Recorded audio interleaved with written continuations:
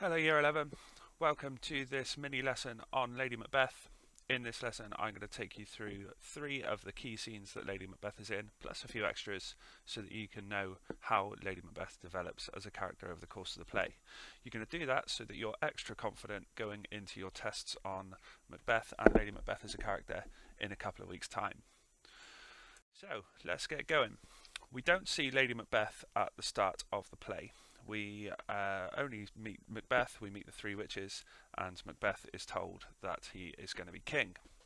Macbeth then writes a letter home to his wife, and that's when we see her for the first time. And this is taken from Act 1, Scene 5 of the play, where Lady Macbeth reads this letter and she starts to consider, is her husband up to it? Could he ever be king? Has he got enough courage in him, bravery in him to be able to kill the king and take what the witches have said is rightfully his?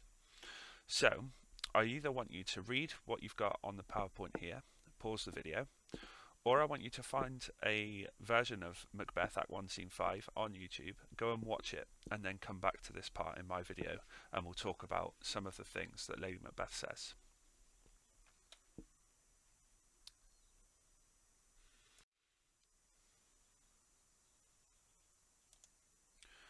So, with any version of Macbeth, with any piece of Macbeth that you're given in your exam, in your test, you won't need to understand absolutely everything.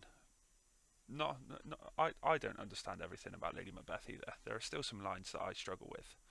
But what we want to do is pick out the key lines, the things that we know, we understand, and we can use to talk about her character. The first one is that she says that her husband is too full of the milk of human kindness. Now, milk is usually something we associate with babies and young children, something to make them stronger. So Lady Macbeth here is showing us that she doesn't really think her husband has got what it takes to be king. She also says that he doesn't have an illness that should go with his ambition. Like, yeah, he's a bit ambitious, but he hasn't got the illness that goes with it. And this is a really important word for later on, because illness isn't usually something that we see as a positive. It's something that we see as something that's going to make us sick, it's going to make us worse. And this is what Lady Macbeth is telling us about ambition. She says that her husband needs to come home. Basically, that's what hie thee hither means, that I may pour my spirits in thine ear. Now, it's really interesting here that Lady Macbeth talks about her own words as being spirits. Now, this could be something like the image here. It could be these toxic words. It could be this poisonous thing that she's going to tell her husband in order to get him to kill the king. Or it could be that she's already starting to show influence of some darker figures, the spirits, the 3 witches that we saw at the start of the play, because really that's what Macbeth is all about, isn't it? Is the impact of the supernatural on our main characters and what they do because of the things that they're told. We also have a repetition of the word valor here. Now, you might remember that at the very start of the play, Macbeth is described as valor's minion, which means bravery. So he is bravery's follower, bravery's champion. Lady Macbeth uses exactly the same word here, and Shakespeare does this on purpose. He's trying to show us that both Macbeth and Lady Macbeth are brave in different ways. For Lady Macbeth, it's the valor of her tongue, so she is able to say what needs to be said. She has those tough conversations to make her husband do what she wants him to do. And then finally, probably quite a famous line from Macbeth that you must have studied before: look like the innocent flower, but be the serpent under it. By that point in Act 1 Scene 5, Macbeth has arrived home and they start to discuss what they should do about what the witches have said. And Lady Macbeth says to her husband, I want you to look calm, I want you to look cool and honest on the surface, but underneath I want you to be like a serpent. And we know what the connotations of a serpent are. They are mischievous, they are liars, they're quite violent creatures. This serpent that Lady Macbeth wants her husband to be is not a good guy. So she wants him to hide his true nature away. Again, something that might come up later in the play. Here's a little slide that you might want to pause on. It basically shows you that Lady Macbeth is not a reflection of women in the 1600s when the text was first written. Generally, and not all the time, but generally in the 1600s, women are seen as inferiors to men in society. This has a lot to do with King James, who was the king at the time, and his idea of the great chain of being, where basically everyone in society had a place and they couldn't really argue with that, they couldn't really do anything about it. If you take a look at the very last line on this slide, it says, woman in her greatest perfection was made to serve and obey man. Now that's taken from a pamphlet, a small piece of literature from the time period, which pretty much sums up what society's view of women was, that they should serve and obey man. Now we can definitely see that Lady Macbeth does not fit into this mould. She seems to be the one that's leading. Macbeth is the one that's serving and obeying her at this stage in the play. On this slide you can see an example paragraph that takes us through one of the best ideas from Act 1 Scene 5 about Lady Macbeth. Now I don't want you to add anything to this yet. You could write it down if you wanted to, but what I really want to talk to you about today is how this paragraph shows us some good responses that can get marks in an essay or an exam condition. So you can see here where I've coloured in different bits and pieces that would get quite a lot of marks. AO1 in green is our response to the character, our response to the task or the text that we've been given. In this example it's Lady Macbeth and how she's presented. It's also our quotes from the text. So you can see where I've highlighted green words like manipulate and manipulative, and the idea that she's wrapped an incantation around Macbeth. That's my response to her character, and I've done that through using the quote, pour my spirits in thine ear. That's the only quote that I've actually used in this whole paragraph. You can see where I've written quite a lot about just that tiny little phrase, so you can see how far you can go to write a successful paragraph. AO2 is all about the writer's craft. It's about how Shakespeare has crafted meanings and ideas through the language that he uses. So all the way through your answers and your writing, you should show an understanding that Lady Macbeth isn't really the thing. She doesn't exist. She's just a character on a page. Who you really want to be talking about is Shakespeare and how Shakespeare has crafted that character. So you can see in blue I've got the phrase Shakespeare crafts Lady Macbeth. He creates that character. And then later on I've picked out the noun spirits. By metaphorically referring to her words as spirits, there appears to be an underlying connection to witchcraft and devilry. Shakespeare does that on purpose.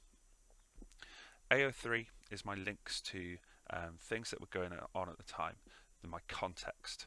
So in what context was Macbeth written? I've got defies typical Jacobean patriarchal conventions in yellow at the top.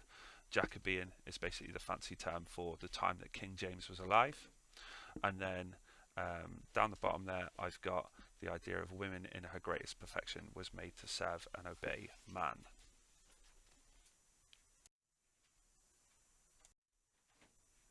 So after Act 1 Scene 5, the next time we see Lady Macbeth in any sort of main way is in Act 1 Scene 7. And at this stage in the play, Macbeth is starting to have second thoughts. He was persuaded by his wife to kill King Duncan in Act 1 Scene 5, but now he's backing out. He starts to say things like, oh, I'm not really sure about this. Duncan is a good man, he's a good king, and he's given me a promotion, so I don't think I should kill him. These are pretty sensible suggestions, but Lady Macbeth is having absolutely none of it. So again, like we did with Act 1 Scene 5, pause this video, take a look through this particular extract, and see if you can pick out any things about Lady Macbeth that might be useful in a question about her. So the first one we've got is that Lady Macbeth says that Macbeth is looking so green and pale. Now obviously we had that bit about ambition and illness in Act 1 Scene 5, and now it seems to have gone too far the other way. Macbeth's ambition to kill the king has made him sick, and now he doesn't want to do it anymore. And Lady Macbeth is kind of disgusted by this. She doesn't like that in her husband. The colour green is also quite interesting in Shakespeare's time, as it was often a colour that was associated with virginity. Those of you that have studied Romeo and Juliet, or taken a look at that one in the past, you might remember that Romeo asks Juliet to cast off her green livery. Now that means that Romeo wants to take Juliet's virginity. In this sense, in Macbeth, we've got this idea of Lady Macbeth almost teasing Macbeth's masculinity. She's saying, don't be such a virgin. She's saying, don't be so innocent and weak and naive. And these are all things that in Shakespeare's time probably would have made the audience laugh a little bit. It's quite an innocent little line like that. She then starts to tease his masculinity further through his strength, his idea of masculinity, his idea of manhood. If when you durst do it, then you were a man, as in when you dared to do it, then you were a man, and now you're not, so you're not a man anymore. And then we have one of the most shocking lines that Lady Macbeth has in the play. She says to us that she has given suck, and that means that she has had in the past a child. She knows how tender it is to love the babe that milks me. Now it's important to understand that Macbeth and Lady Macbeth would have had this child together. Now obviously in the 1600s and in the 1400s when this play is set, child death and infant mortality was quite a regular occurrence. They obviously didn't have hospitals and things like that, so a lot of babies died in childbirth. And this has happened to the Macbeths. Now that's an incredibly sad moment, but Lady Macbeth uses that to her advantage. She starts to shock Macbeth into action by saying that if she had promised to dash her baby's brains out against the wall, she would have done. This incredibly violent imagery of dashed here, the boneless gums, plucked my nipple, all these words kind of gross out the audience. They make us think that Lady Macbeth is truly quite a mad character. Going on from that, we've got we fail. Macbeth asks, well, what if we fail? And Lady Macbeth replies simply, we fail. A nice, strong, two-syllable line which shows just how confident and how aggressively commanding she's being in this scene. She also mentions screwing his courage to the sticking place, which is another quite comical, quite laughter-inducing reference to Macbeth's manhood. If you have a think about where the sticking place on a man might be, then I'll leave you to figure that one out for yourselves. So going back to our example paragraph that I went through earlier, you'll see down the bottom here it says, furthermore, Shakespeare also creates a sense of Lady Macbeth as. And that's your opportunity there to write something else about that character. Using my first paragraph as a model, remember I've only talked about pour my spirits in thine ear there, and I've managed to write quite a lot about it. You can write as much as you can about one of the key quotes from Act 1, Scene 7. You'll notice in the middle there that I've circled not only in red. Now phrases like not only or words like alternatively, however, on the other hand, these are all going to be really good friends for you in your test on Macbeth. Anything that allows you to say something else about the character, to extend your idea in some way, is going to be a really helpful thing. In between Act 1 and Act 5, Lady Macbeth only appears a few times.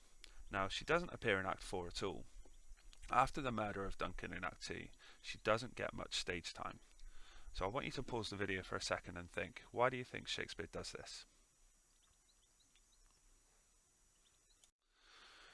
It could be to give Macbeth the spotlight. The play is named after him, after all. It could be to show us that Lady Macbeth's influence over her husband is more behind the scenes than it is out on show. She's pulling the strings from above. She's like a puppeteer. She doesn't want to be on the stage for that much. Or it could simply show us a reflection of Jacobean attitudes towards women. Her husband is the one doing all the action, he's the one doing all the killing, and the wife is simply there to support, to be behind the scenes. It could be any of these, or it could be an idea that you've came up with yourself. So like I said, in between Act 1 and Act 5, we see Lady Macbeth a couple of times, and there's a few different ideas here that I'd like you to take a note of.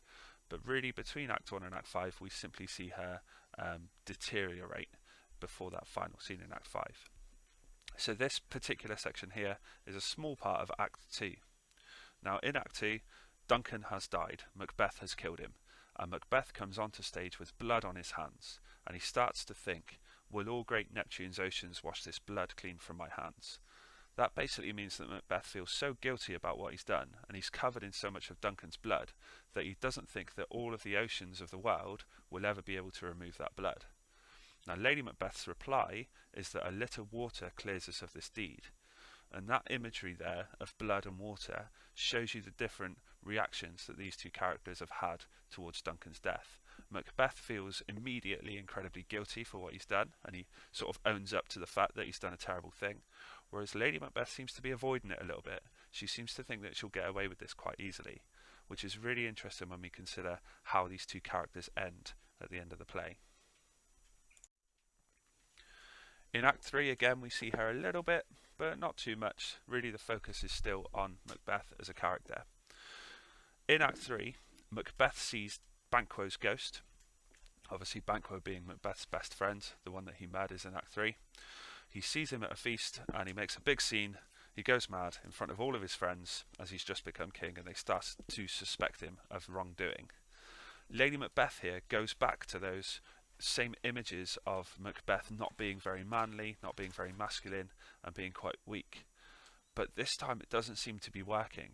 These persuasions of Lady Macbeth saying, you're a man, don't seem to be changing Macbeth's mind at all. He never really seems to get much better. So you can see here how Lady Macbeth's influence over her husband seems to be falling apart a little bit. And then finally we come to her final scene in the play.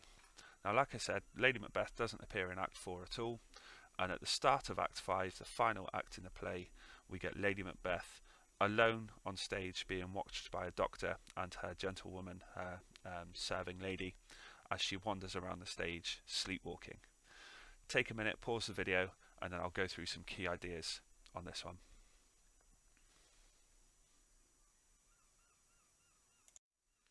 So I've put all of these ideas up on at the same time here, just so you can see that everything that Lady Macbeth mentions at this point kind of harks back a little bit. It reflects back on something that she said earlier in the play.